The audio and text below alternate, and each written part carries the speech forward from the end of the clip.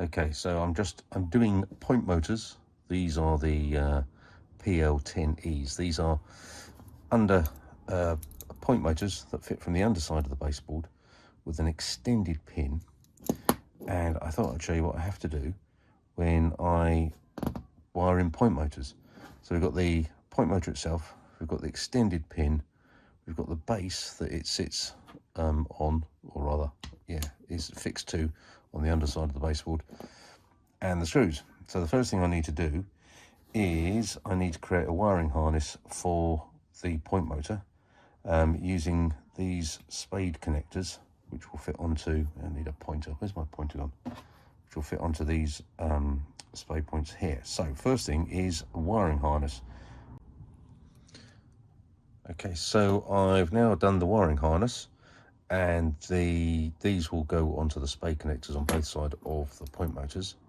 What I need to do now is put this under the, fit it to the points, and then mark off on the extended bar where I need to cut the bar so that it fits the point and doesn't foul the underside of the train when the train's running across it.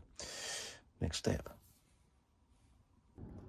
Okay, so hopefully you can see that, the pin coming up through the from the underside.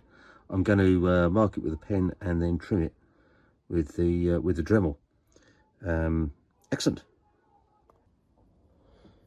Okay, so I've now cut that pin so that it should be flush with the top of the point, or top of that rail there, when it comes through. And now the next bit is the bit that took me half an hour to figure out with an awful lot of swearing. I've got to feed that back underneath, I've got to fix it to the bracket, and then I've got to fix the whole thing to the underside of the baseboard while making sure it doesn't move, holding that, and then trying to get a couple of screws in there and into the bottom of the baseboard without dropping anything, and making sure that that point moves freely. It took me half an hour to figure out how to do that, with an awful lot of swearing. And what I use is a little bit of double-sided sticky tape. So I'll put it on the top of that, and that has enough just to hold it onto the baseboard so I can get the screws in. So let's do that. Okay, so that's it in place, and the double-sided sticky tape holds it in place long enough for me to get a couple of screws in there, and then I can wire it in with a harness, and I'll do some testing.